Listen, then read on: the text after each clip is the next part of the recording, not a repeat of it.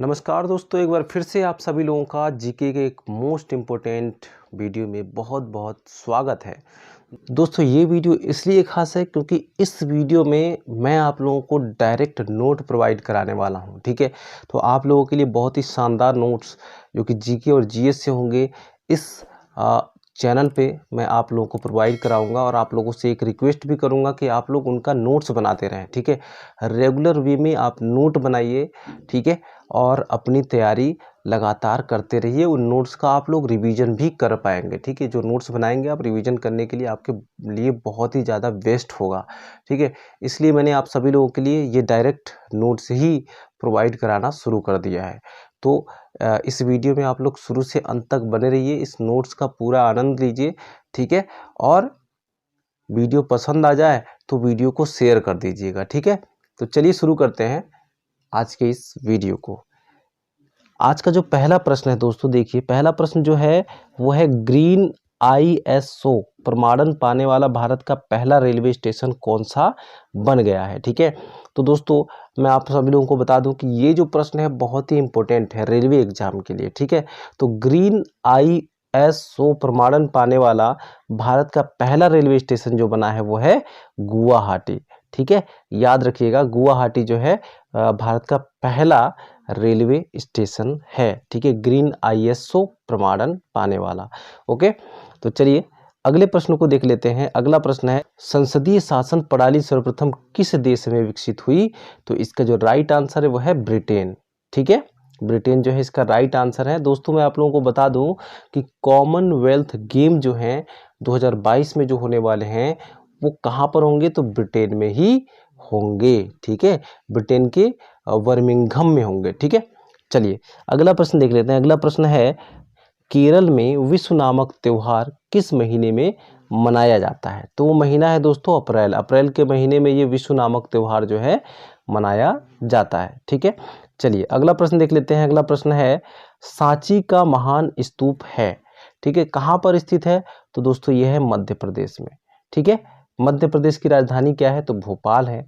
ठीक है, यहाँ के सीएम कौन है, तो सीएम है शिवराज सिंह चौहान। ठीक है, चलिए अगला प्रश्न देख लेते हैं। अगला प्रश्न है किसे आधुनिक भारत का जनक कहते हैं। ठीक है, आधुनिक भारत का जनक, मॉडर्न इंडिया का फादर किसे कहा जाता है, तो कहा जाता है राजा राम मोहन राय को। ठीक है, राजा राम मोहन राय जो हैं इनको हम जानते हैं किस रूप में, तो आधुनिक भारत के जनक के रूप में, क्योंकि ये बहुत सारे अंधविश्वासों का इन्होंने अंत किया, जैसे कि सती प्रथा का अंत इनका बहुत बड़ा योगदान रहा अंत कराने में। ठीक है, चलिए अगला प्रश्न देख लेते हैं। अगला प्रश्न है बहुत ही इंपॉर्टेंट है और ये नोट्स जो है काफ़ी फ़ायदेमंद आप लोगों के लिए होंगे। इन नोट्स को पाने के लिए आप लोग हमारे इस चैनल को सब्सक्राइब कर लीजिएगा दोस्तों। ठीक है, डेली वेज मैं आप सभी लोगों को इस तरीके से नोट्स प्रोवाइड कराता रहूँगा। ठीक है, तो यहाँ पर जो प्रश्न है प्रति व्यक्ति आय निकालने के लिए राष्ट्रीय आय को भाग दिया जाता है कितने से, तो देश की कुल जनसंख्या से। ठीक है, तो प्रति व्यक्ति आय निकालना अगर है तो राष्ट्रीय आय को भाग देंगे कुल जनसंख्या से। ठीक है, मान लीजिए राष्ट्रीय आय जो है 1 खरब रुपया है, तो उससे हम अपने देश की कुल जनसंख्या से भाग कर देंगे, तो जो भी भाग करके रिजल्ट आएगा वो देश की कुल जनसंख्या वो प्रति व्यक्ति आय हो जाएगा। ठीक है, तो वो ज़्यादा नहीं निकलेगा, करीब 2000 4000 ऐसे ही कुछ करके आएगा उसका ज़्यादा।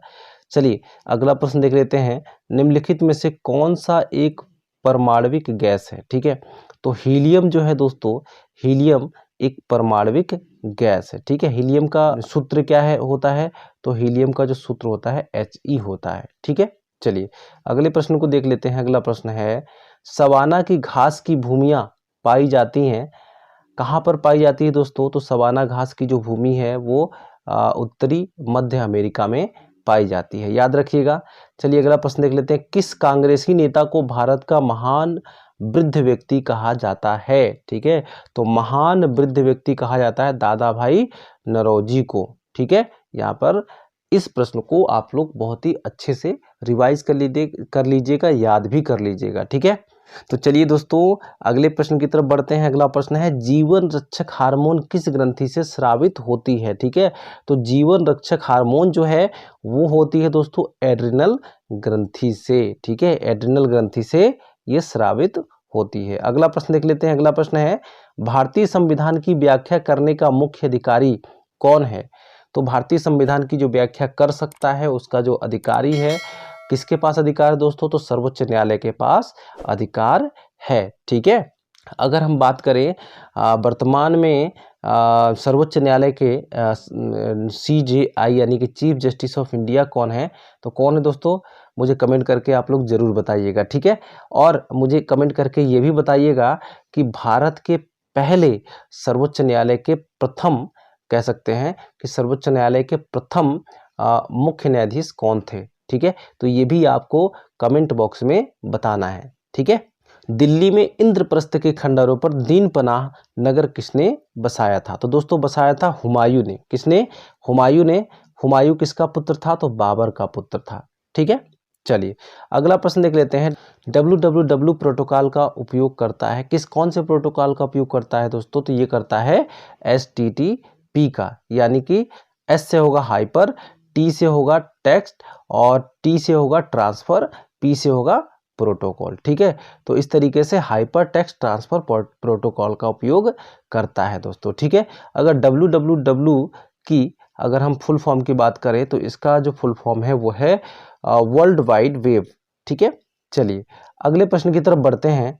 अगला प्रश्न है भारत के किस प्रदेश की सीमाएं 3 देशों की क्रमशः नेपाल, भूटान और चीन से मिलती हैं। तो किस प्रदेश की, तो हमारा जो प्रदेश है सिक्किम, इसकी जो सीमाएं हैं 3 देशों से मिलती हैं। कौन कौन सी देश हैं वो, नेपाल, भूटान और चीन। ठीक है, याद रखिएगा सिक्किम वो राज्य है जिसकी सीमाएं 3 देशों से क्रमशः नेपाल, भूटान और चीन से मिलती हैं। ठीक है, चलिए, और सिक्किम राज्य में ही नाथुला दर्रा भी पाया जाता है। ओके, अगले प्रश्न को देख लेते हैं। अगला प्रश्न है ऊंट का कुबड़ किस ऊतक का बना होता है। तो दोस्तों आप लोगों को पता है ना कि ऊंट के कुबड़ में क्या पाया जाता है, तो फैट पाया जाता है। ठीक है, और फैट बना किसका होता है, तो फैट बना होता है वसीय अम्लों का। ठीक है, सॉरी वसीय ऊतकों का बना होता है। ठीक है, तो इसका जो राइट आंसर है वसीय ऊतक सही है। ठीक है, चलिए अगला प्रश्न देखते हैं। पृथ्वी का सबसे गहरा स्थल है। ठीक है, तो पृथ्वी का सबसे गहरा स्थल जो है वह है मृत सागर। ठीक है, क्या है, मृत सागर जो है पृथ्वी का सबसे गहरा स्थल है। चलिए अगले प्रश्न की तरफ चलते हैं। अगला प्रश्न है मुस्लिम तीर्थ स्थल गलियाकोट किस प्रदेश में स्थित है। तो मुस्लिम तीर्थ स्थल जो गलियाकोट है वो है राजस्थान राज्य में स्थित। राजस्थान राज्य की जो राजधानी है वह है जयपुर, जिसको पिंक सिटी के नाम से भी जाना जाता है। ठीक है, यहाँ के CM कौन है, तो CM है अशोक गहलोत। और यहाँ के गवर्नर कौन है, तो गवर्नर है कौन है दोस्तों, तो गवर्नर है कलराज मिश्र।